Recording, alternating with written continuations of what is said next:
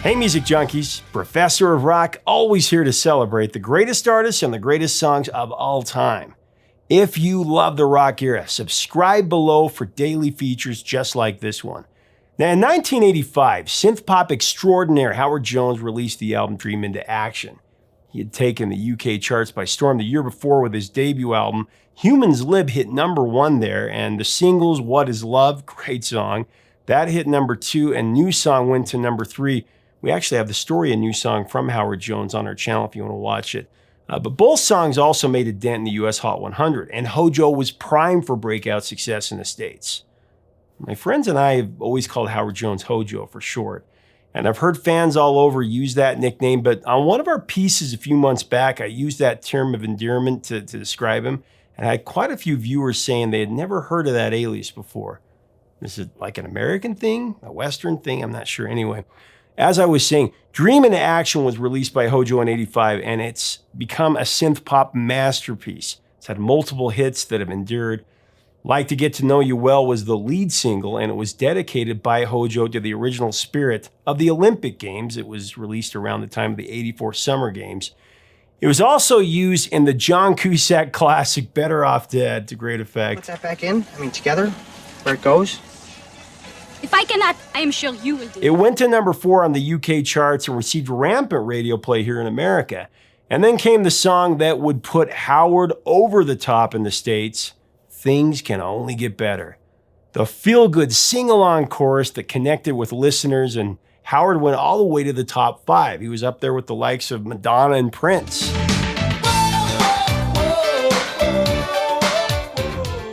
As he should be. The next single from the album, Look Mama, would chart in the top 10 in the UK and get radio play in the US, but it wasn't released here as a single. From there, Hojo put out Life in One Day. That hit #19 on the Hot 100. Really, all of these songs set the stage for Howard Jones' biggest single, the national anthem of the Hojo tribe, No One Is to Blame. This is such a perfectly crafted song. Now, the original version that is on Dream into Action was actually re-recorded to give it a more radio-friendly sound. I'll let Howard Jones tell you the rest of the story. This is from several interviews that we've done together. Now, before we get into it, I do want to thank our sponsor, Zenni Eyewear. If you need a new pair of glasses or sunglasses, click on the link below. Zenni glasses are just quality, very cost-effective. Best part is that you choose your look. Here is Howard Jones with the story of No One Is to Blame. I think it's quite a complex song because it means a lot of different things to different people. And it evolves. Yeah. You know, my sort of understanding of it. I was doing record promotion with the guy from Elektra Records. He was a great guy, really lively and fun. We were crossing the road to go to another station. He said to me, "Yeah, hey man, what do you think of all the amazing women here in San Francisco?" And I said, "Well, you know, they are amazing, just like women all over the world. They're amazing." But I'm very happy with my Jan. And he said, "Yeah, you can look at the menu, but you don't have to eat." So that was like, I know that's probably quite a common phrase here in America. It wasn't to me as an Englishman, but I led a sheltered life. I did. so I hadn't heard it, but the way I used it in the song isn't quite the same. You can look at the menu, but you just can't eat. No. It's a very different But take it kind of started you off, right? Yeah. And you had an idea of where you wanted to go with that. Yeah, it's about okay, it's in all of us to want these things, and this song can be, a big part of it is infidelity, I suppose. Yes. You can want those things, but if you do, and if you go for it, you've got to be prepared to pay the price for it. So, it doesn't come without a cost.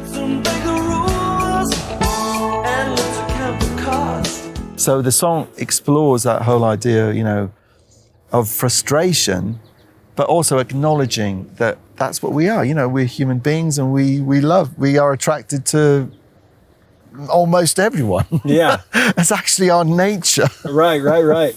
But then if you want to form a very close relationship with somebody, it has to become a bit more exclusive if you want or not, but it's like you have to make those decisions. So the song explores all that stuff, I think,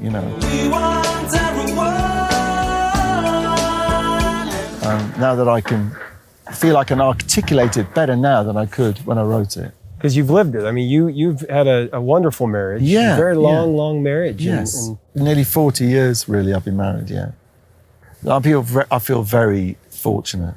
Which is very, very unique in the entertainment world. It or is. in the world altogether. Yeah. Right. And it's not the only way to, people, No. I mean, Sure. it is one way, and it's worked really well for me, and I always reflect on that. But it's interesting because a record executive told you, oh, well, that's a great song. It's a B-side, right? That's right, yeah. I played the song to him in his office, because he had it was the days when record companies had pianos in their offices. Played it to him, said, oh, that's a B-side. And I said, I really think this song could do well at radio, especially in America. And it did. They did, and I say to people, you've got to believe in your own work. You have to say, no, actually, I really believe in this. I think it could be good. And they did release it, and it was my biggest song, really, in America.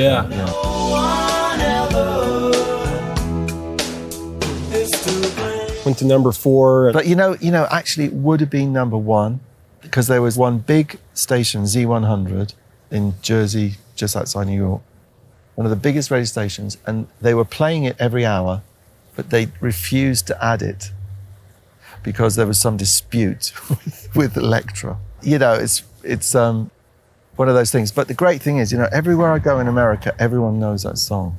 They don't necessarily know it was me, but they know the song, yeah. Well, it also had 2 versions, and the fans loved the first one. The first one was a little bit more, not melancholy, but just more thoughtful. Yeah.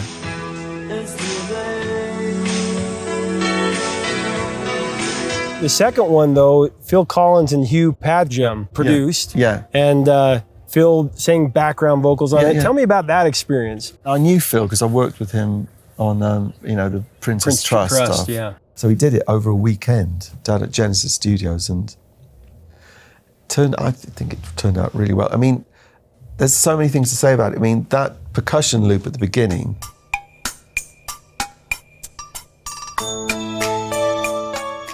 He said to me, look, Howard, can you program me something up that I can play to? Because he played drums on it, of course.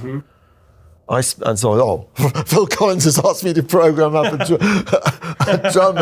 drum machine loop. I spent like a whole week working on it. So that it was like, and it then became one of the biggest features of the song, which is interesting. And I had people come up to me, big record company people say, oh man, that percussion loop at the beginning there, that's amazing that Phil Collins did that. No, that was me. Sorry, but that was me. That's great. Aphrodisiac came and sang on it as well, and it was just I did the piano part in one take, very first take. Hugh and Phil just couldn't believe it, but it was right. Everything fell together so well, and Hugh did a brilliant mix, and Phil's trademark drums. Oh yeah. It was a killer, really. It really was, and I love both versions. Yeah. Because they both have a different vibe, yeah. Feel and vibe, yeah. Now, I love your version that's on Perform.00, where you're from Munich, Philharmonic. Oh, yes. I mean, that is incredible. Tell me how that came together. Well, it was really, because we were releasing some records in Germany, and the record company was a guy who did a lot of work with big orchestras, and that was what he did. He said, look, can I put an orchestra on? I said, yes. That'd be nice. Yeah. And it's a great version, isn't it? Yeah. It is. And it's been covered many times. Katrina Carlson had a version that did well in the American charts.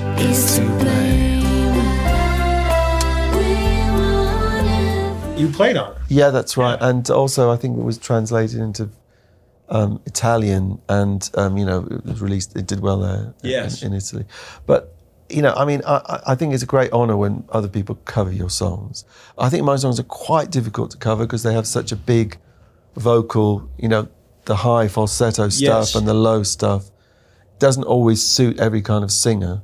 And I think maybe that's a factor. But I love it when people want to cover my stuff.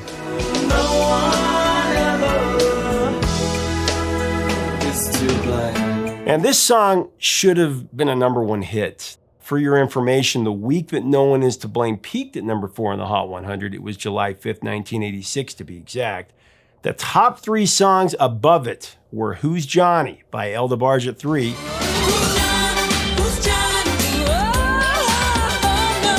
Holding Back the Years by Simply Red.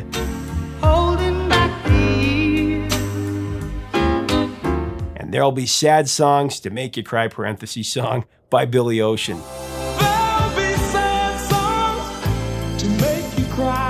As Howard said in the interview, had Elektra Records not been in a dispute, No One Is to Blame might have been number 1. Anyway, leave us a comment about this synth pop classic. What do you remember about the time that it was on the radio? You can get a Howard Jones shirt or his music below by clicking on our Amazon links. Now make sure to subscribe below to get more videos about Howard Jones and other great artists and other great songs. We celebrate it all here.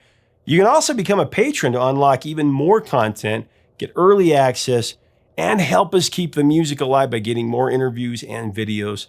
Until next time, 3 chords and the truth, my friends. Stay safe out there.